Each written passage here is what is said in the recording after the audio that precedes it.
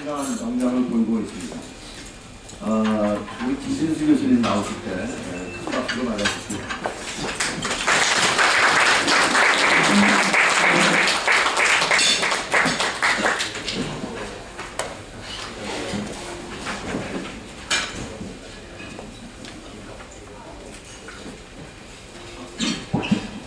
네, 소개받은 김진수입니다.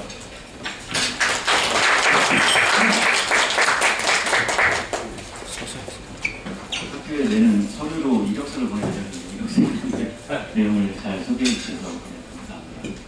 오늘 저는 제목은 중동 정세 불안하고 한국의 에너지 안보로 정해봤는데요. 원래 이따 중동 정세 불안에 대해서는 정영학 교수님께서 자세히 설명을 주실 것 같아서 저는 간단히 일단 말씀드리고 우리나라 에너지 안보 상황이라던가 지금 아시다시피 자원보 특별법이라는 게 작년에 제정이 됐고 올해 시행령입니다. 그래서 기본계획이라는 걸 수립해야 되는데 수립하기 전에 이런 사태가 터졌고 산업부는 발표 프리트를 쓴 상황이고 그런 상황입니다. 좀 아쉬운 점도 있고요. 미리미리 좀 했으면 좋았을 텐데 우리가 정부 바뀌고 나서 조금 자원 안보에 대해서는 약간 관심이 그동안 살짝 떨어졌다가 지금 다시 급격하게 이런저런 얘기들을 하고 있는 상황인 것 같습니다. 그래서 오늘 세 파트를 준비해봤는데 정세 변화는 아까 말씀드린 대로 간단히 설명을 드리도록 하고 오늘 또 학생들이 오시는 걸 알고 있어서 두 번째 파트는 이제 우리 공부를 위해서 학생들을 위해서 좀 설명을 드리고 또 우리 전력단원연구에 오시는 분들의 면면을 봤을 때 제가 감히 이런 설명을 자세히 드릴 건 또 없을 것 같아서 논의상 그래서 같이 오늘 와주신 분들하고 얘기해 볼 만한 주제들 안보 관련해서 이런 것들을 좀 뽑아봤습니다. 그걸 함께 얘기하면 좋을 것 같습니다. 이게 이러한 사태가요 갑자기 불거진 건 아니죠. 왜냐면 물론 트럼프가 전쟁 개시하는 것 자체는 예상을 할 수 없었지만 저기가 불안불안하다라는 건 누구나 다 인지하고 있었습니다. 이미 2024년에도 두 차례나 4월하고 10월에 두 차례나 직접 공격이 있었고요. 그래서 올해 이름을 이런 미국이 지어가지고 본인들이 공격을 시작했지만 그 전부터 어느 정도 예상을 하고 있었던 이벤트였다라고 말씀드릴 수 있겠습니다. 요새는 그런 얘기들을 하는 것 같아요. 그러니까 저도 그렇고 우리 전사년에 오신 많은 회원분들께서 다 공부를 많이 하신 분들이고 공부를 하는 사람들이면 어떻게든 이유를 찾으려고 하고 논리와 그리고 어떤 상식을 가지고 판단을 하려고 하는데 요새는 이제 그런 판단이 무의미한 것 같다라는 이야기를 하고 워낙 예측 가능성의 범주에서 벗어나 있는 의사결정들이 일어나고 있는 것 같고요. 그래서 정계 상황은 다시 말씀드리지만 정 교수님께서 다시 한번 잘 정리를 해주실 거기 때문에 좀 간단히만 말씀드려보도록 하겠습니다. 지금 호르무즈해협이 사실상 공세 상태이고 누가 그런 얘기를 하더라고요. 저 이란 혁명 수비대 자체가 보통 우리가 전쟁하면 이제 패드를 없애고 그러면 의사결정에 있어서 약간의 자중질환이 일어날 것 같아서 자연스럽게 와야 되는 걸 기대하는데 저 이란 혁명 수비대는 이미 그걸 전제하고 플랜 B, 플랜 C를 만들어놨다고 합니다. 그래서 꼭 누군가 그 헤드쿼터에서 의사결정을 안 내주더라도 각각 이 나눠져 있는 30개 정도 나눠져 있다고 하던데 그 군대 내부에서 자체적으로 의사결정해서 뭔가를 할 수 있는 상황이래요. 그것이 의미하는 건 전쟁이 쉽게 끝나지 않을 수 있다라는 얘기고요. 그래서 호르무즈 해협이 지금 사실상 봉쇄이지만 또 친미와 동맹국이 아니면 보내주겠다 해서 지금 유조선 몇 개는 빠져나가고 있는 상황인 것 같습니다. 그리고 인프라 피해가 어저께 보셨겠지만 이제 가스 인프라를 직접 타격했기 때문에 네, 이게 지금 다들 석유에 관심 많이 가지고 있는데 가스에 대해서 이게 아시다시피 가스 인프라 타격을 받고 나면 그게 수출 인프라는 재건하는 데 시간이 꽤 많이 걸립니다. 그래서 전쟁이 여름 전에 끝나더라도 여름까지 공급이 풀리지 않을 가능성이 있고 그러면 이제 한국 같은 나라는 굉장히 어려운 상황에 빠질 수밖에 없을 것 같아요. 이따가 또 정 교수님 설명해 주시면 같이 논의해보면 좋을 것 같고요. 또 하나가 일단 코스트가 굉장히 급등하고 있습니다. 이 상황에도 특정 해운사는 연선료를 엄청나게 높여가지고 운행을 하고 있는 해운사는 있다고는 합니다. 근데 어쨌든 보험료 그리고 운임비 자체가 많이 올라가고 있고요. 분석이 가능하더라도 그리고 그게 상당 기간 유지될 것 같습니다. 전쟁이 끝난다고 바로 해제돼서 공급 풀리고 가격 떨어지고 이렇게 되지 않을 거다라는 게 예상하고 있는 거고 에너지 가격이 계속 모니터링 다들 하고 계시기 원유 가격, 특히 두바이유는 지금 WTI하고 브렌트하고 디커플링 벌써 일어났고요. 그리고 천연가스 가격도 JKM이 어제 20불 넘었고, 그래서 이제 우크라이나 전쟁 때만큼 오를 거냐, 이게 우리의 관심사고 계속 지켜보고 있는 것 같습니다. 여기 오늘 조홍종 교수님 오셨는데, 조홍종 교수님이 전쟁 일어나기 전에 이제 초기에 150불 갈 거다 했는데 실제로 또 150불을 현물 기준으로 찍고 있는 상황입니다. 프로모지우가 왜 중요한지는 아까 보니까 정 교수님 자리에 또 나와 있는 것 같아요. 그래서 그때 다시 한번 보시도록 하고요. 저게 보통 우리가 해협이라고 하면 여러 나라와 나라 사이에 있는 해협이라서 한쪽으로는 통행이 가능하지 않을까 생각을 하지만 잘 아시다시피 특히 학생들도 이 지도 보는 거, 특히 에너지 공부를 하면 지정학을 보셔야 되기 때문에 지도를 종종 보시고요. 이렇게 생겼기 때문에 당연히 통과를 못합니다. 이란이 앞쪽과 뒤쪽을 다 감싸 안고 있는 형태가 브론즈였다라고 보시면 되겠습니다. 그리고 우리가 천연가스에서 가장 중요한 카트가 여기 위치하고 있기 때문에 뭐 대체설로는 이따 좀 말씀해 주실 테니까. 나한테 들려. 멋진 그림이 있으셔서 거기서 좀 얘기를 해보도록 하겠습니다. 이거는 뭐 이거 보시면 알겠지만 이제 뒤쪽은 제가 직접 작성하고 얘는 AI가 만들어준 템플릿입니다. 그래서 저는 다 동의하지는 않아요. 근데 AI는 제가 처음부터 좀 자세히 써서 했더니 이런 식으로 정리를 하긴 하더라고요. 한국의 취약성 높으면 맞죠. 중동 의존도가 굉장히 높습니다. 어제도 계속 이제 교수님들도 그렇고 인터뷰 전화 받으실 텐데 왜 중동 의존도 못 낮추나요? 특히 이제 천연가스는 그래도 좀 다양화를 했잖아요. 그럼에도 불구하고 원인을 왜 못합니까? 얘기를 하는데 이제 구조적으로 우리는 좀 하기 어려운 상황이고요. 그 구조적이라는 게 당연히 경유사들의 요새 빗소리도 오히려 괜찮은 상황, 아람코가 계속 백업 수단을 마련해주고 있는 상황이라고 하고, 근데 한국이 왜 중동에서 원인을 많이 수입할 수밖에 없는가 생각을 해보시면 일단은 경제 논리입니다. 그래서 경제적으로 우리가 수입할 수 있는, 그리고 이미 정유사들의 시설 설비들이 잘 아시다시피 학생들은 아마 교수님들 수업에서 들으셨을 수도 있는데 정유 설비가 유종에 따라서 맞춰서 세팅을 해놨고 그걸 변경하는 게 그렇게 간단하게 바꿨다 하고 다른 좀 갖고 와서 조절할 수 있는 상황이 아니기 때문에 현재 우리가 그렇게 세팅이 되어 있고, 예를 들어 고도화 설비 같은 경우도 두바이유가 상대적으로 조금 다른, 예를 들어 WTI 이런 것들보다는 약간 우리가 퀄리티라고 얘기하죠. 여러 가지 퀄리티가 있으면 함량이라던가 아니면 비중 같은 것들이 떨어짐에도 불구하고 우리나라 정유사들이 그거에 맞춰갖고 고도화 설비까지 다 해놨기 때문에 지금 와서 뭐 스위칭 해가지고 다른, 그건 경제적으로 선택할 수 없는 우리의 옵션이 되겠습니다. 그러다 보니까 이제 70% 저거 한 60% 초반까지도 떨어졌었어요. 근데 과거에는 85 이렇게도 갔었고요. 이 정도를 낮추려고 당연히 정부에서 노력했지만 근데 70% 정도를 의존하고 있다. 그리고 경제 체질 한계는 당연히 뭐 우리나라 경제 구조 보시면 아실 수 있을 것 같고, 원유를 우리나라 산업 부분에서 아시다시피 64% 정도 있습니다. 사실 수송에서 쓰는 게 한 26%밖에 안 돼서 그렇게 많이는 사용하지 않고 있는데요. 그렇기 때문에 유가 상승이라는 거 우리 경제에 굉장히 큰 직접적인 타격이 될 수밖에 없다. 이 속도로 하면 빨리 못 끝낼 것 같으니까 조금 빨리 스피드를 높여보겠습니다. 근데 일본 같은 경우에는 측력 보유라고 하는데 저거는 동의하지는 않고요. 측력 보유라고 생각하지는 않습니다. 그리고 중동 기준 높고 기축력 많아갖고 이제 저렇게 AI가 판단한 것 같은데 그렇지는 않고요. 전력믹스 전환도 일본도 우리보다 뭐 빨리 전환한 것처럼 보이지만 뭐 그렇지는 않습니다. 여기도 소비가스를 많이 쓰고 있기 때문에 일본도 타격은 마찬가지고 중국만 영향이 좀 없을 것 같습니다. 지금 원유 수입하고 있는 것도 그렇고 기존의 우크라이나 전쟁하면서 워낙 러시아랑 에너지 공급선을 많이 마련해 놓기도 했고요. 그래서 중국은 굉장히 여유롭고 미국이 이렇게 미국은 전쟁하면서 자국의 뭐 중간 선거가 문제일 수는 있지만 에너지 공급이 끊길 일은 없습니다. 거의 수출국이고 그래서 결국은 미국은 가격이 문제지 문제 없이 진행할 것 같고 중국이 쾌재를 아주 두고 있을 것 같고 아시다시피 요새 또 러시아도 굉장히 행복한 상황. 그러니까 이 전쟁이 미국이 해버린 이 전쟁이 동맹국들 같으면 힘든 상황을 만들어주는 그런 질문이 좀 있는데 네. 그 한국하고 일본은 중동 의존도고 중국은 이란 의존도지 않습니까? 근데 이게 맞는 비율인 건지. 그래서 박근혜 선생님 약간 AI가 이렇게 써왔는데 저는 동의하지는 않고 근데 이란 의존도지만 네. 지금 아시다시피 그 중국 선박들은 다 보내주고 있잖아요, 이란이. 그게 뭐 맞나요? 실제로 예, 통행에서 나오고 있는 데들이, 그러니까 기회 설치를 안 했다고 다들 인지하고 있는데 그렇게 통과하고 있는 데들이 있기 때문에 그렇습니다.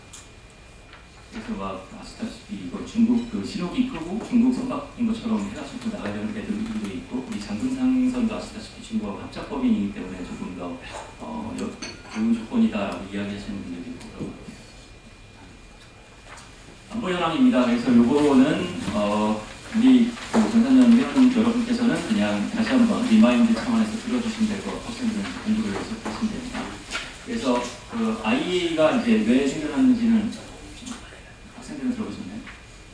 인터내셔널 에너지 에이전시라는 것이 우리 석유파동 때 실제로 이런 위기, 이거보다 훨씬 심한 위기였죠. 그때 두 번 다 4배 정도 가격이 뛰었고, 아예 첫 번째는 공급 중단이 있어서 우리가 이란에 가서 테헤란은 서울로 만들고 서울에는 테헤란으로 만들고 했던 일들이 다 그때 벌어졌던 일들이고, 그때 이후로 이제 석유를 많이 소비하는 국가들이 우리가 그러면 비축에 있어서 공급 대응을 좀 해야겠다라고 해서 IEA를 결성하게 되고, 그렇다 보니까 자연스럽게 IEA는 안보에 대해서 계속 논의를 하고 리포트도 쓰고 연구를 하는 국제기구가 됐습니다. 그래서 2014년에 이미 그 전의 논의들을 쭉 정리해서 석유가스 부분에서 위기가 발생하면 뭘 할 수 있습니까? 해서 정리해 놓은 수단들이고, 이게 다라고 보시면 됩니다. 석유가스 우리가 대응할 수 있는 수단. 그래서 뭐 언론에서도 누군가 물어보면 이제 이런 것들 다 얘기해 주시면 되고, 당연히 스타트로우가 1번입니다.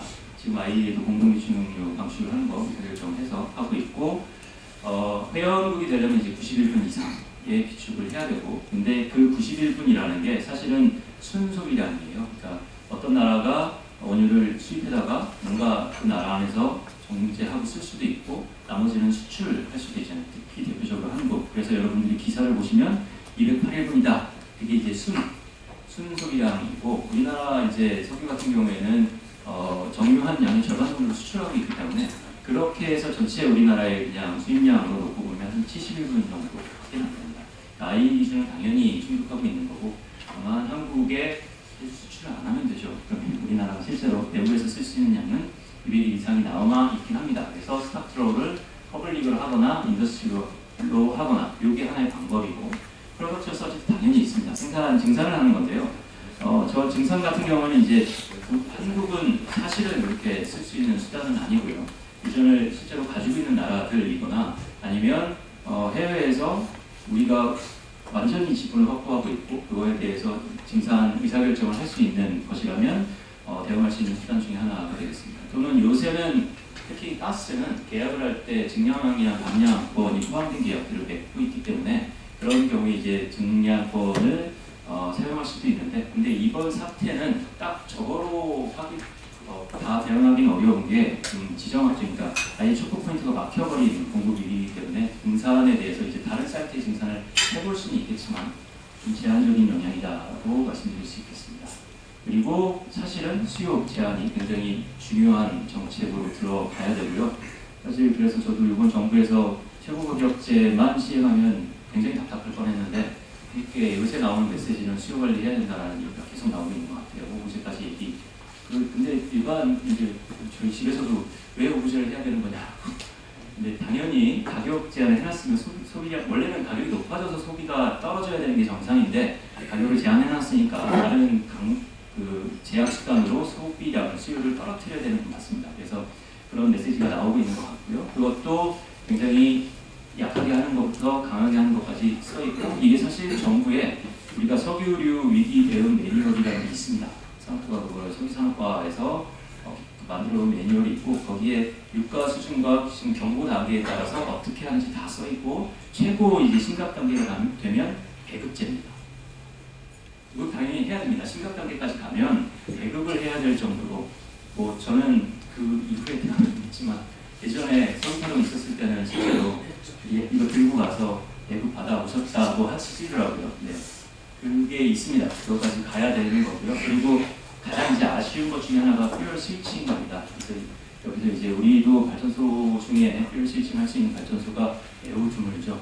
근데 저런 것들은 사실 항상 우리가 얘기하거든요. 안보 위기, 이런 에너지 위기에 대응하기 위해서는 듀얼 퓨얼을 쓸 수 있는 수단들을 어느 정도 갖고 있어야 된다라고 이야기를 하고 있고, 그것에 대해서 실제로 이 멀티파일 인스톨레이션을 어느 정도 해야 된다고 얘기하고 있는 나라들, 이걸 마련하고 있는 나라들도 있습니다. 근데 우리는 그렇게 되면 물론 급전지시에서 불리함도 있고 해서 네, 회사들이 이렇게 선택하지 않는 옵션 중에 하나가 되겠습니다. 그렇지만 안보 측면에서 우리가 고민 당연히 해야 되는 거예요. 그래서 한국 상황 같은 경우를 보면 우리가 어떤 위기가 벌어졌을 때 그걸 대응하기 위한 수단들이 이런 것들이 있습니다. 이런 것들이 있는데 그 중에서 비축은 굉장히 잘하고 있는 편입니다. 아까 IA 기준 이게 8분이라고 말씀드렸고 또 우리가 아직도 노력을 더 많이 해야 된다라고 생각하는데 그 정책실장도 얼마 전에 그 SNS에 글 올리면서 가스 비축이 10일밖에 안 된다. 당연히 10일만 비축해야 되는 건데 그게 왜 10일밖에 안 되는지를 제대로 한 달에 정책실장이 인지를 못하고 계신다는 건 누군가 설명을 제대로 못한 거기 좀 계시는 그룹들에서 가스는 비축량을 많이 늘리면 당연히 경제적으로 손해가 그만큼 커지기 때문에 하면 안 됩니다. 그래서 불일분이라는 것도 우리가 굉장히 여러 가지 고민을 한 다음에 그래도 그 정도는 비축하자라고 불일분이라는 걸 그런 제도를 만들어 놓은 거기 때문에 잘하고 있는 것 같아요. 우리 한국 이상으로 천연가스를 그렇게 비축하고 있는 나라는 없는 걸로 알고 있습니다. 그래서 가스도 그렇고 석유도 그렇고 비축을 굉장히 잘하고 있는 편이다라고 말씀드릴 수 있겠고요. 근데 저 비축 그리고 필요할 때 수요 제한 말고 나머지를 보시면 조금 이렇게 잘 하고 있냐 퀘스천 마크입니다. 그래서 이거 잘 못하고 있으니까 자원안보 특별법 만들고 관련해서 여러 가지 정책적으로 백업을 하자라고 그 작업들을 굉장히 오래전부터 해왔고요. 사실은 우리가 우크라이나 전쟁 터지기 전에 제가 연구년 갔다 와서 2020년에 1월에 처음 내려가서 갑자기 이제 트럼프의 그때 이제 문 국장님 회의하자고 해갖고 가갖고 모여갖고 우리 그러면 자원안보에 대해서 한번 그때는 자원개발이 완전 침체되어 있으니까 안보를 앞으로 어떻게 수립할지를 만들어 봅시다라는 얘기 시작인데 2020년 1월이었어요. 근데 아직 이제 2026년이 됐는데도 이 체계가 완벽하게 완성이 돼서 기본계획 수립되고 굴러가고 있지는 않다라고 말씀드릴 수 있겠고요. 우리가 안보 정리를 할 때 보통 3가지 내지 4가지로 정리를 합니다. 그 3가지 4가지 중에 뭐 여러 가지가 있는데 물리적 공급 중단은 당연히 안보할 때 판단하는 하나의 중요한 지표고요. 물리적 공급 중단 다음에 얘기하는 게 수용 가능한 가격입니다. 가격 수준 자체가 시장에서 소화할 수 있을 정도가 돼야 된다라는 거고요. 네, 한국은 이제 가격 측면에서 위기되는 영향은 굉장히 낮다라고 말씀드릴 수 있겠습니다. 특히 이 자원개발률, 한국 자체 국내에는 자원이 올해는 뭐 여러 가지 돈에 조금 이슈가 있기 때문에 일단 차치하고서라도 한국 국내에서는 현재 생산 자원은 없습니다. 그렇기 때문에 우리가 자원개발하면 해외에서 자원개발을 해야 되는 건데 보면 자원개발률 추이가 이제 MB 때 열심히 뭔가 그래도 했고 당연히 실패한 사업도 많습니다. 다 잘했다는 거 아닌데 그래도 그 영향이 좀 남아서 올라가다가 사실 저 해외 자원개발 기본계획이라는 것이 수립하기 시작한 1차 계획 수립할 때 우리나라의 자원개발률은 0.7% 8%였습니다.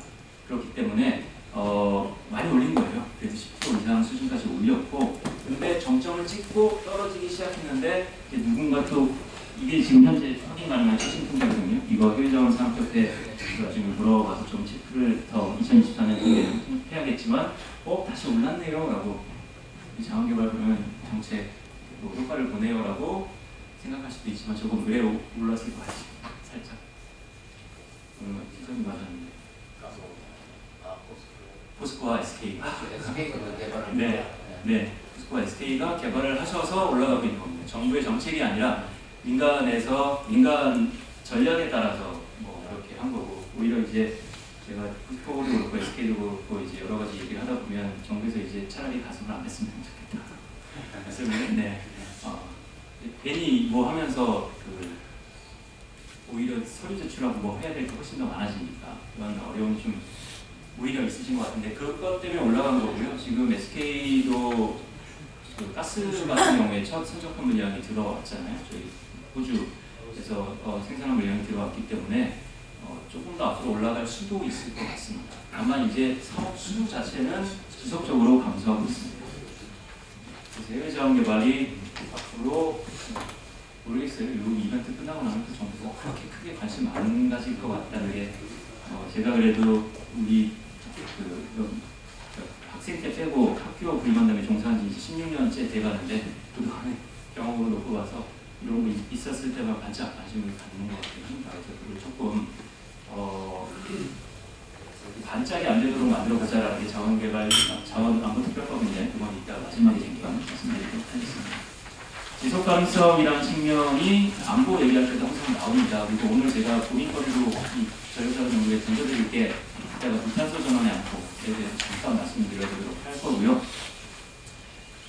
기본적으로 우리가 지속가능성 얘기할 때 항상 환경적 지속가능성을 얘기합니다. 즉 탄소 배출이 안 되냐.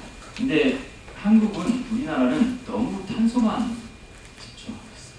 사실 환경적 지속가능성이라고 할 때 영국에서도 그렇고 해외에서 현재 볼 때는 일단 수자원도 굉장히 중요하게 우리가 보는 이슈 중에 하나고요. 그리고 대기오염 물질, 생물 다양성 여러 가지 이제 측면에서의 지속 가능성들을 따집니다. 그런데 현재 그리고 지속 가능성 하면 다 이것만 생각을 하시죠. 근데 우리가 서스테이너빌리티라고 얘기할 때는 경제적으로도 지속 가능해야 됩니다.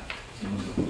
즉 기업들이 계속 활동을 이어갈 수 있도록 해줘야 되는 그런 체계가 돼야 되는데 한국은 그러니까 비용 자체도 제대로 회수할 수 있는 구조냐라고 고민을 해봐야 될 것 같아요. 지금 제가 꼭 정유사 대변을 하고 싶은 마음은 없지만 최고 가격제를 하면서 정부에서 보조를 앞으로 해줄 텐데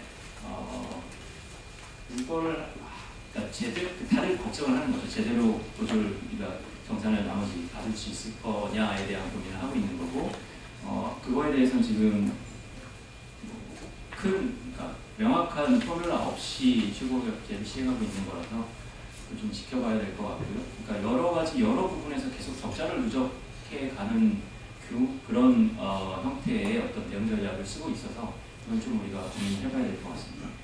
그리고 제가 언론 인터뷰할 때는 그래도 선제적 대응을 한 거다라고 좀 어느 정도는 리패스를 해드리긴 했는데 이게 선제 대응이 전쟁이 빨리 끝나면 잘한 대응이 됩니다. 그러니까 이게 경제 충격이 가기 전에 일단 정부에서 미리 대응을 해갖고 경제 충격을 최소한 아주 올바른 좋은 판단이 되는데 만약에 전쟁이 길어지면 더 이상 이거 최고 가격제 그냥 하는 거 아니면 계속 리세금 들어가고 있는 거예요. 네. 그게 길어지게 되면 당연히 그 비용이 그대로 우리 경제에 누적되기 때문에 지켜봐야 될 것 같습니다. 지금 좀 빨리 끝나길 바라고요. 단기적으로 위기 대응을 할 수 있는 건 아까 말씀드린 저런 것들이 있고 그거 말고도 뭐 파생기지라던가 보증 보험식이 가능한다던가 이런 것들을 해볼 수는 있습니다. 그 한국 비축은 이렇게 잘 하고 있다라고 말씀드릴 수 있고요. 강화수단은 저런 게 있는데 이거는 특정 관계상 일단 에너지 안보를 우리가 어떻게 강화하자라고 마음을 먹었을 때 또는 관련 쓸 수 있는 수단을 고민해봤을 때 법적 근거랑 거버넌스가 첫 번째로 들어갑니다. 그래서 여기서 법적 근거를 만들자고 우리가 결정을 해서 장안보 특별법이라는 걸 만들었고요. 그 다음에 그걸 통해서 거버넌스를 개편을 해야 되는데 이제 거버넌스 개편은 아직 안 된 거다라고 말씀드릴 수 있겠습니다. 이게 지금 상황이 돼서 참 또 고민이 되는 게 아시다시피 에너지 부분은 다 기후로 갔고요. 근데 자원, 석유, 가스, 석탄, 광물 자원만 이렇게 남아 있습니다. 다행이라고 해야 될지 이게 그래서 지금 갑자기 이번 사태에서는 산업부가 굉장히 힘들어 하고요. 산업부 자원부에서. 근데 그런 거버넌스 체계 자체가 더 앞으로 좀 조정이 돼야 되고 자원안보 특별법이 시행되기 때문에 기본계획이 지금 이제 조금 탄력받아서 이번 사태 때문에 빨리 될 것 같습니다. 원래는 법 시행이 2월달이기 때문에 진심으로 2월이기 때문에 그때 기본계획이 쭉쭉 나왔으면 더 좋았을 텐데 기본계획 수립은 조금 더 늦어지긴 했고요. 그래도 지금 여러 가지 정부에서 고민하고 있고 자원안보 정책과에서 현재는 인하사채 개헌하느라 조금 정신이 없어서 못하고 있지만 기본계획 수립이 될 것 같아서 그거 되고 나면 거버넌스 조정이 좀 어느 정도 될 것 같습니다. 그거 할 때도 이제 기후부하고의 어떤 협의, 협상 같은 게 좀 필요해 보이고요. 나머지 공급망 안정성 확보라던가 재원 확보, 수요관리, R&D 구체적 이런 것들이 좀 필요하다. 근데 자원안보 특별법 외에는 기본적으로 국내에 들여오는 자원에 대한 안보를 고민하고 있습니다. 그리고 우리가 근데 그 자원안보 특별법이 에너지 안보를 바꿔봐냐? 그러면 그렇지는 않습니다. 왜냐하면 저희가 부분이 다 빠져가고 있기 때문에 그렇습니다. 그리고 일부러 사실은 넣지는 않았습니다. 자원안보 특별법 수립할 때 박 변호사님이 계시지만 우리 그때 초창기에 계속 작업을 하면서 여러 논의를 했었고 그 당시에 기본적으로 특별법을 일단 제정을 해야 되니까 전력 부분을 같이 포함해서 논의를 하자는 게 당연히 얘기가 있었어요. 근데 그럼에도 불구하고 그러면 논의가 굉장히 복잡해지고 이해관계자가 쫙 드러나게 되고 그러면 아시다시피 법 제정 과정에서 국회에서 최종 통과되기가 좀 어려워집니다. 우리가 타이밍을 놓치면 안 된다. 그래서 지난 국회 때 우리가 논의할 때 마지막에 법 일단 통과시킵시다라고 해서 전력 부분을 빼고 그 당시는 이제 산업부에 자원국하고 전력국하고 다 있었기 때문에 함께 논의를 할 수 있었음에도 불구하고 일단은 빼고 간 거고요. 그렇기 때문에 현재까지도 전력 부분은 빼고 자원 안보에 대해서 논의를 하고 있다. 근데 아시다시피 자원 안보의 영향, 그러니까 자원 공급이 영향을 받으면 전력 안보에도 바로 영향을 주게 됩니다. 그래서 앞으로는 좀 보완이 될 필요는 있겠다라고 말씀드릴 수 있겠고요. 아시다시피 전력 안보에 대해서 지금 우리가 뭘 고민하고 있냐라고 하면 여기 나와 있는 신뢰도 기준 정도밖에 없습니다.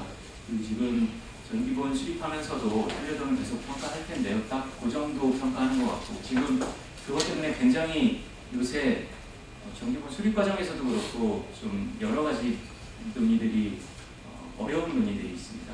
과거에는 기본적으로 우리가 예비력이라는 걸 포함이 되니까 어떻게 설비 용량을 확보하는가가 일단 무조건 제일 번 그리고 그걸 설계하고 나면 나머지는 어느 정도 해서 맞춰갈 수 있는 상황이었다면 재생에너지 설비가 많이 늘어나게 되면 이제는 우리가 설비 용량을 전체를 얼마나 갖추느냐가 문제가 아니라 우리 1년 8,760시간 중에 신뢰될 문제가 발생할 수 있을 시간이 있느냐가 중요해집니다. 그러니까 솔빙하는 문제, 프로그램 정의 자체가 달라지게 되고요. 앞으로 그거에 대해서 많은 검토와 고민이 좀 벌어져야 될 것 같습니다. 근데 이제 전력 안보에 있어서는 아까 말씀드린 뭐 중단, 공급 중단이라던가 가격 수준이라던가 특히 가격 얘기는 아예 없거든요.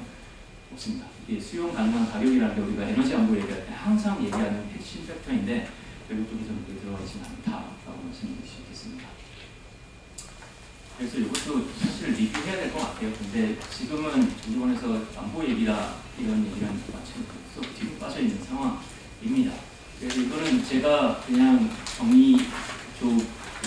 왼쪽에 보시면 제가 그냥 정리한 거고 오른쪽에 보시는 이 6가지 개념은 전력 안보도 당연히 국제적으로 여러 기구에서 고민하고 있습니다. 전력 안보를 어떻게 정의할까라고 해서 6개 정도 이제 기능으로 정의하면 됩니다. 이게 살짝씩 달라요. 이제 한국 같은 경우에는 에디쿠시라는 거에 굉장히 초점을 딱 맞춰놓고 있는 겁니다. 에디쿠시랑 오퍼레이셔널 스테이빌리티 요거 두 개가 우리나라에서 생각하는 전력 안보라는 거고요. 나머지에 대해서는 고민을 그래도 하고 있겠지만 특히 스테이빌리티가 앞으로 재생에너지가 늘어나면서 굉장히 중요해질 거고 이 고민을 많이 하고 있습니다. 그래서 뭐 설비라던가 동질성비라던가 여러 가지 설비들을 바탕으로 이걸 맞춰보자라는 얘기를 하고 있고요. 근데 그것 말고 리질리언스라던가 아니면 로스티니스 같은 경우에는 크게 고민이 아직은 덜 되고 있는 것 같다. 그리고 왼쪽으로 가보면 그러니까 우리가 원래 전통적으로 생각하는 안보 개념으로 가보면 중단 없는 공급 원래 예스였거든요.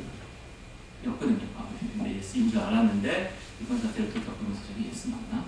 우리가 중단 없이 전력을 공급할 수 있는 체계인가? 만약에 재생에너지가 진짜로 70%, 80%가 되면 저거 만족할 수 있나? 이런 고민들을 해봐야 되는 시점인 것 같습니다.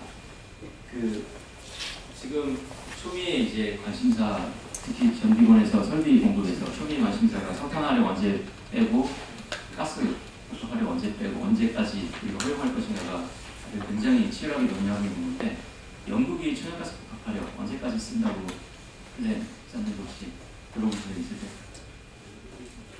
영국은 탄소중립 연도가 우리가 빠릅니다. 2050이 아니에요. 그럼에도 불구하고 영국은 2050년까지 천연가스 설비를 유지하는 걸 현재 플랜을 가지고 가고 있습니다. 그게 다 전력 안보 때문입니다. 그래서 현재 영국이 고민하는 건 천연가스를 빨리 퇴출시키려가 아니라 당연히 가스 설비가 이용률이 떨어집니다. 이용률이 떨어지면 지금과 같은 정산 체계에서는 당연히 수익성 유지를 할 수 없고 그러면 당연히 사업체들은 그 유틸리티를 유지하려고 하지 않겠죠. 그래서 그걸 어떻게 사업을 최소한 영위할 수 있을 만큼 보상이나 정산을 해줄 거냐 이게 영국은 고민이죠.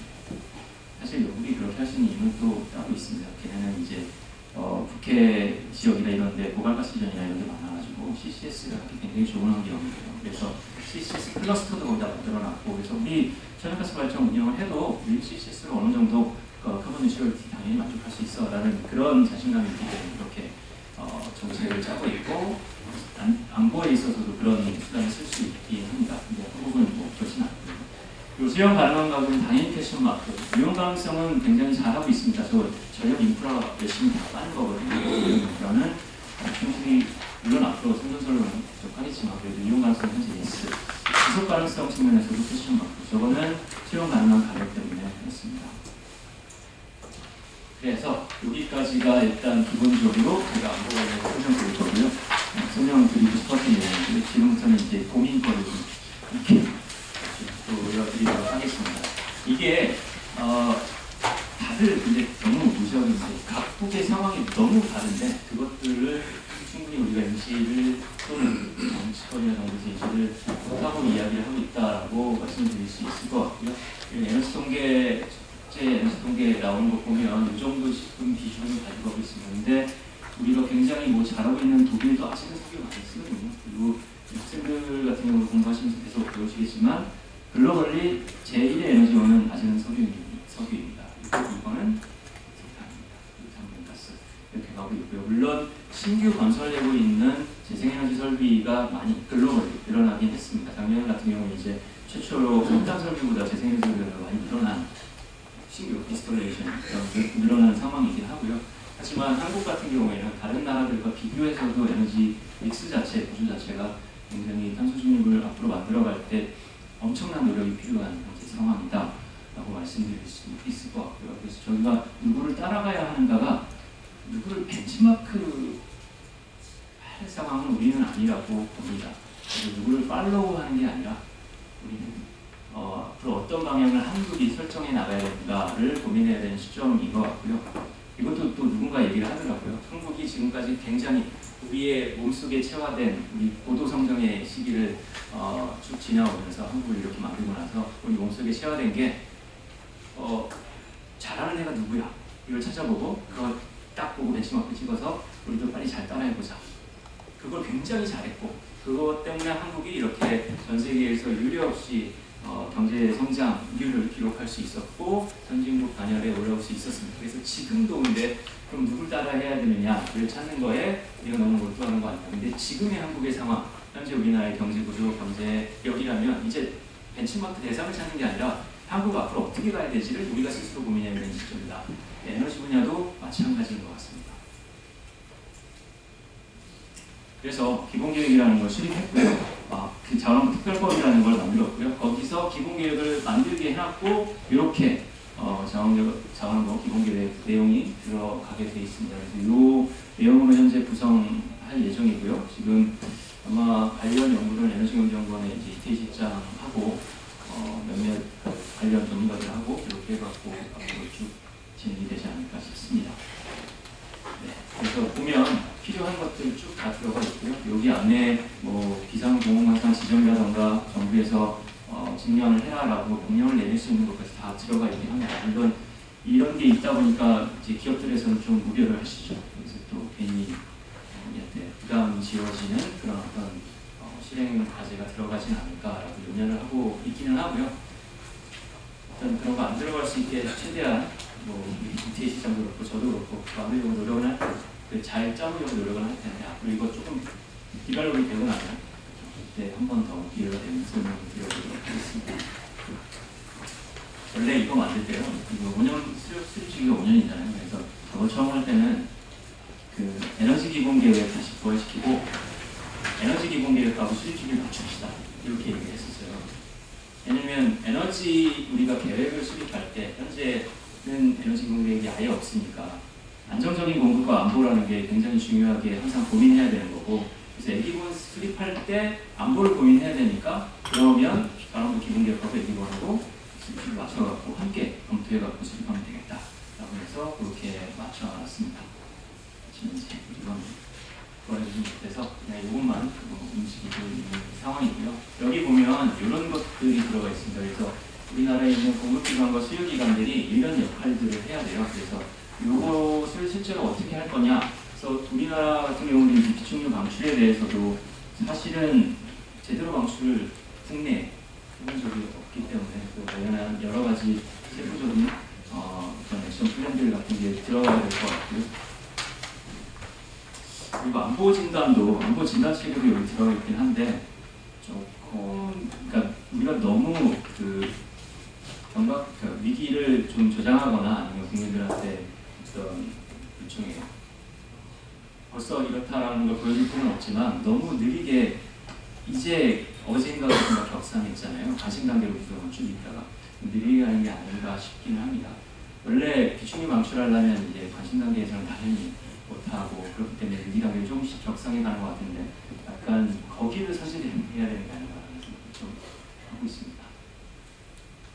그래서 또 고민거리 하나 던져드릴게요. 이게 이제 동의하지 않으실 분들이 꽤 계실 것 같아요. 그래서 토론을 해보면 좋을 것 같은데 아까 네 가지 제가 말씀드린 그리고 지속 가능성에서 일단 경제적인 지속 가능성 빼고 환경만 놓고 봤을 때 탄소 전환이면 이렇게 나눠볼 수 있지 않을까 싶긴 한데 그리고 이건 탄소 전환은 아니지만 일단 넣어놨습니다. 중간 공급 같은 경우에 원자력은 뭐 우라늄 끊기더라도 운용 자체에는 상당히 문제가 없으니까 강의라고 할 수 있을 것 같고요. 가격 강이고 이용 가능성이 원래는 좋은데 중이라고 한 건 캐션 마크 달아놓은 건 저거 때문에 그렇습니다.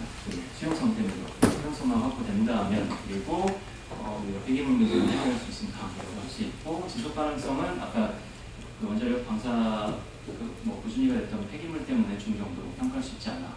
그리고 태양광 같은 경우에 중단 없는 공급이 강의될 수가 없습니다. 저기 이제 배스를 붙이거나 배스도 그냥 우리 그 6시간짜리 배스로는 당연히 부족하고요. 그러면 다른 배스를 많이 붙이거나 다른 에너지 저장 수단이 들어와야지만 중단 없는 공급이 우리가 매일매일 들어오는 것뿐만 아니라 하루 내내 또는 이런 것까지 고민을 해야 되기 때문에 이런 표시를 해놨고 가격은 모르겠습니다. 지금 이제 정부의 목표가 100원인데 거기까지 가면 강까지 올라갈 수 있어요. 아무튼 중이고요. 이용 가능성 중. 그리고 환경 측면에서는 이 탄소 전원들이 다 당연히 좋을 수밖에 없습니다. 해상풍력 같은 경우에는 가격이 가장 큰 문제이고요.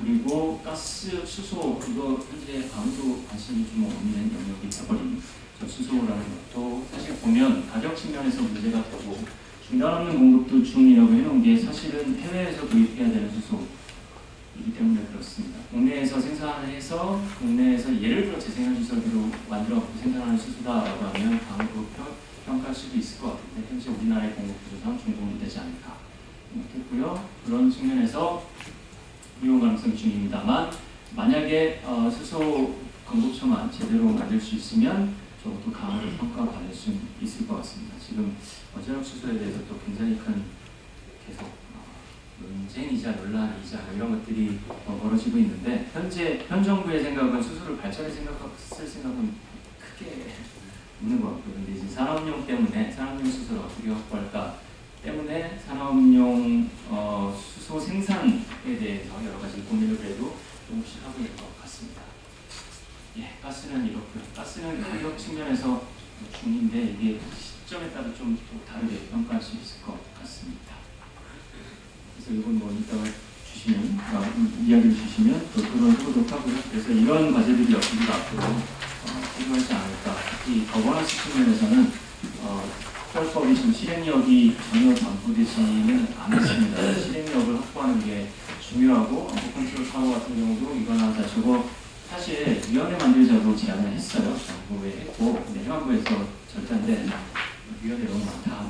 그래가지고 이제 위원회를 못 만들었고요. 협의체입니다. 그래서 장관 그것도 그냥 장관이 그 장을 맡는 협의체이기 때문에 그러면 사실 뭐 실행력, 이행력 다 구하기 좀 어렵습니다. 그러니까 지금 같은 위기 상황에서는 당연히 대통령이 챙기고 대통령실에서 챙기니까 다들 움직이죠.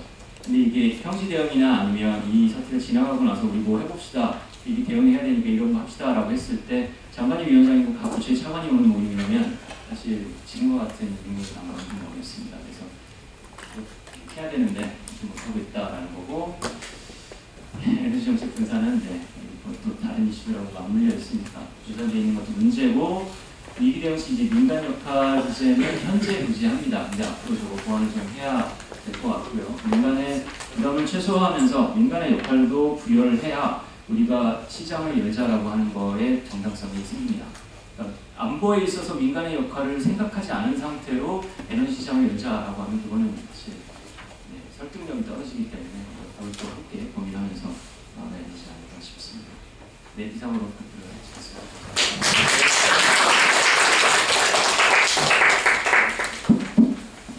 지금 한 5분 정도 질문 받도록 하겠습니다. 근데 제가 먼저 에너지 안보 거버넌스 강화에서 뭐 3개 정도 말씀하셨는데 이건 제 개인적으로는 오히려 마켓 시스템이 가장 강력한 에너지 안보가 아닌가. 시장 시스템이 무너져 있을 때, 제대로 안 될 때, 또는 법이라든지 정책이라든지 국가안보 컨트롤 타워라든지 이런 것을 핑계로 오히려 시장 시스템을 제대로 작동 못하게 하면은 그것이 거꾸로 에너지 안보를 무너뜨리는 거 아닌가라는 생각이 제 소신이거든요. 우리 김 교수님 어떻게 생각하십니까? 저도 당연히 시장 체계를 중심으로 작동해야 된다라는 것에는 당연히 동의합니다. 근데 또 어느 기자가 물어보더라고요. 이게 정유사들이 이번에 가격을 사실 최고가격 시행하기 전에 좀 선제 반영해서 미리 올렸잖아요. 이제 그런 게 벌어진 게 가스에선 일어나지 않고 석유에선 일어나는 게 가스는 꼼꼼히 잡고 있고 여기는 민간이기 때문이지 않습니까? 라고 물론 제가 이런저런 설명을 당연히 해주긴 했지만 이제 국민들의 인식은 딱 그 정도가 바로 받아들일 수 있는 상황이니까 인식하고 계신 것 같아요. 그래서 우리가 앞으로 지금 지금 말씀하신 것들을 만들어가기 위해서는 어떻게 우리의 설명 논리, 대응 논리를 만들어갈지를 조금 더 생각을 해야 되지 않을까 싶습니다. 그리고 사실은 저도 최고가격제 자체를 시행할 수 있는 이유 자체가 정유사가 한국에 있기 때문이라고 생각을 하거든요. 만약에 우리가 그런 기업들이 없었다고 하면 외국에서 그냥 석유 제품 수입했다라고 하면 한국 정부에서 최고가격제 시행할게 그러면 우리 그럼 안 갈게 나가버릴 수출을 안 할 상황이었으니까 일 테니까 그런 기업들이 한국에 존재하는 것 자체, 한국에 그런 시장이 형성되어 있는 것 자체가 어찌 보면 안보에 있어서 도움이 되는. 예, 박진표 변호사님. 자원안보 계획과 법 만드는 과정에서 큰 역할을 했죠. 빛을 발하는 것 같습니다. 지금 좋은 건지 모르겠지만, 근데 그동안 사실은 이제 전략 안보 관점에서 보면 아무도 준비를 안 했거든요. 사실 2011년, 12년 레슨이 있었는데 그때 민간 사업자들은 이제 PPA를 CFD를 하자 얘기를 했는데 이런 SLT 상황 같은 이상한 걸 하지 말고 그동안 아무도 안 했다가 다시 이제 최근에 어떤 심사 인터뷰를 했는데 그 앞에 제대로 조금 나오고 앞에 길게 나온 게 한전의 그 전력시장 처장하고 인터뷰를 하는데 그래서 SLT 상황을 이제 다시 이야기를 하더라고요. 그러니까 사실은 이제 기본적으로 저도 이제 그러니까 또 이런 사태가 개발됐다가 좀 우려가 있는데 뭐 그런 관점에서 첫 번째 부분은 이제 교수님 하는 대로 이제 해결된 것 같아요. 일단 이런 평소에 리스크 캐치가 안 되고 있다는 부분은 있는 것 같고 두 번째 부분은 사실은 조금 걱정스러운 부분이 이제 과거의 석유파동 사태 때도 뭐 거기서 굉장히 심각한 위기였지만 석유라는 건 저장이 되는 부분이고 하는 건데 가스는 지금 비축량이니까 저장이 힘들기 때문에 비축량이 분명히 제한되어 있고 그 중에 상당 부분 아주 많은 부분은 아니겠지만 상당량이 또 스테이스 스탁이 해가지고 쓸 수 없는 불용적인 부분이 있는 거고 그래서 그 위치가 아닌 거고 근데 냉난방 수요가 이제 점점 이제 특히 난방 수요가 이제 가스 석유가 아니라 저장하기 힘든 가스 이제 심지어 이제 전력까지 가고 있는 상황이고 히트펌프까지 더 그렇게 유효하고 있고 그럼 이제 이런 걸 어떻게 해결해야 되냐 좀 있을 것 같아요. 이제 그 관점에서 좀 고민을 해야 될 것 같고요. 그 다음에 좀 더 나아가면 결국은 이제 뭐 시장 기능이 정상화되기 힘들 정도로 이제 가격이 수급이 모자란 경우에 결국은 배급제를 할 수밖에 없는 상황까지 할 수도 있다고 생각하는데 그럼 그때 뭘 우선시할 거냐는 좀 고민이 필요한 것 같습니다. 일단 지금 또 우리가 지금 당장의 냉난방 수요가 이제 직접적인 생존 문제지만 또 한편으로는 이제 먹고 살 거리는 사실 산업 인더스트리 문제고 그래서 이런 가격 차별제나 이런 것들이 일단처럼 다시 들어와야 되는 건지 그런 거에 혹시 생각이 있으십니까? 이런 질문을 해주셨는데 사실 우선 배급제까지 상황이 가면 우선순위 결정은 굉장히 어려운 선택이 될 것 같습니다. 이게 그리고 배급이라고 하면 뭐 석유뿐만 아니라 가스까지 아까 석유는 인더스트리에서 64% 쓰고 가스 같은 경우도 발전 발전 부분에서 쓰는 양을 생각을 하면 어디부터 우리가 배급을 해야 되는가. 근데 지금 당장은 뭐 봄철이니까요. 근데 여름에 되면 굉장히 심각한 문제고, 문제는 이제 의사결정은 당연히 생명에 위협이 되는 부분부터 갈 겁니다. 그런데 그분에 대한 우선순위에 대한 뾰족한 저도 고민은 사실 못 해봐서 시원하게 답변을 못 드릴 것 같고, 아까 이제 박 변호사님 그 빛을 발한다, 빛 못 발하게 될 것 같은 느낌이 아직 듭니다. 그래서 우리가 체계적으로 대응하고 있냐라고 했을 때 좀 모르겠어요. 지금 의사결정들이 어떻게 이루어지고 있는지 모르겠는데, 산업부에서 원래 우리가 얘기했던 것들을 한국과에서 해가지고 쭉 잘 타고 올라가서 대통령실에 보고가 되고 의사결정이 되고 있는지는 고민이 좀 됩니다. 최고가격제 같은 경우도 모르겠어요. 대통령 얘기해서 시행하긴 했지만 저는 사인만 먼저 줘도 됐다고 생각을 하거든요. 실제 시행은 조금 더 천천히 우리가 상황을 보면서 그렇게 됐다고 생각은 드는데, 아무튼 그런 의사결정 체계가 우리가 원래 이 경험보험 만들고 좀 아직 그 기본계획은 수립은 안 되니까 그것들이 잘 녹아 있느냐에 대해서는 좀 답답한 부분이 많죠. 원래 작년에 제정이 됐으면 작년에 기본계획을 만들었어야 됩니다. 그래서 올해 시행이면 시행과 동시에 기본계획 발표해서 앞으로 어떻게 하겠습니다. 근데 이제 완전히 그것도 거의 손 놓고 있다가 이제 와서 기본계획 그래 빨리 만들자라고 얘기하고 있는 것들 조금 언제나 안보 이슈가 그런 것 같아요. 그 평시에는 다들 관심을 별로 갖지 않고 위기시에만 보면 갑자기 또 관심을 갖고 반짝하고 이런 것 같아서 안타까운 부분이 있어요. 자, 질문 마지막으로 하나만 받겠습니다. 우리 조웅정 교수님. 네, 당장 이런 사태 터지니까 정부의 첫 번째 대책은 재생에너지 증가로 에너지 안보를 확보하겠다. 국내 에너지 사용량을 늘릴 수 있는 방안을 만들겠다라는 식의 이제 대응이 나올 수밖에 없을 것 같고요. 근데 이제 우리가 오랫동안 해외 자원 개발도 추진해서 해봤지만 잘 되는 것도 있고 안 되는 것도 있고 상당히 어렵다는 것도 많이 느끼고 있거든요. 그러니까 해외 자원 개발을 기본적으로 어느 정도 해야 된다는 사실을 근거하고 기반으로 깔고 재생에너지나 원전을 국내에서 많이 늘려야 된다라는 사실을 반박하기도 사실 쉽지 않은 것 같아요.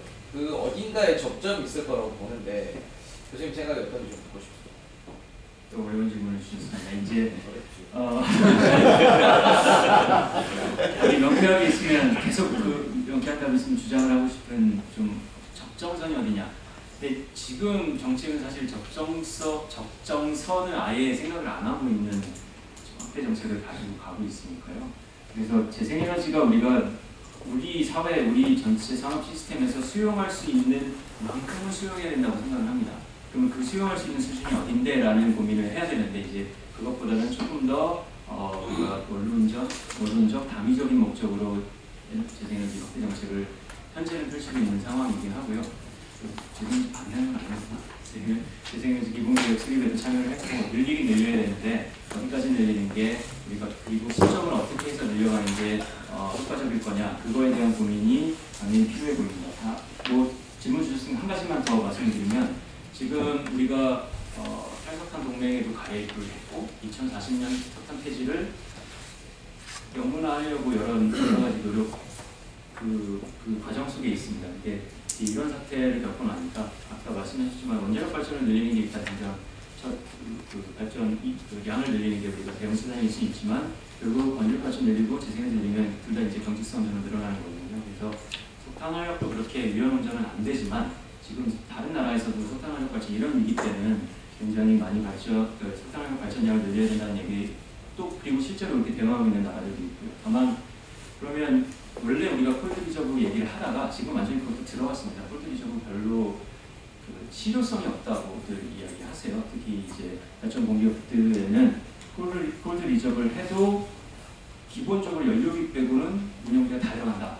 그러면 이제 그거에 대한 지금 시장에서 보상 체계가 없는데 어떻게 콜드 리저브를 하냐라고 이야기를 하는 사람들이 많은데, 이제 이런 사태를 겪으면 정말 40년 폐지하면서 우리가 하나도 안 남겨도 되냐라는 고민거리로 새롭게 또 진입하게 될 것 같습니다. 그런 고민이 이번 사태가 여러 가지로 안 좋지만 그런 고민을 안길 수 있다는 점에서는 사실 정규군이 확정되기 전에 나와서 조금 다행인 이벤트가 아니지만 다행이다라는 생각을 하고 있고요.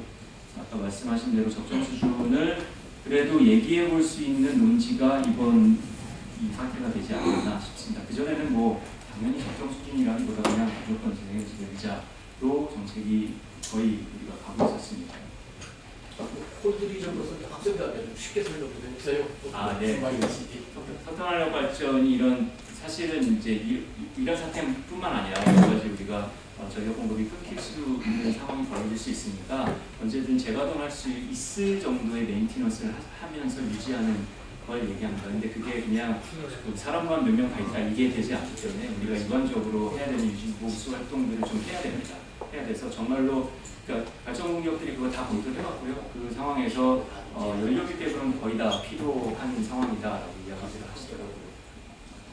자, 이런 아침에 이렇게 귀한 에너지 양보에 대한 강의를 해주신 우리 김진수 교수님께 잠깐 쉬고요. 8시 35분부터 재개하도록 하겠습니다. 식사 못하신 분들은 더 가져오시고요. 자, 안내 정리 하도록 하겠습니다.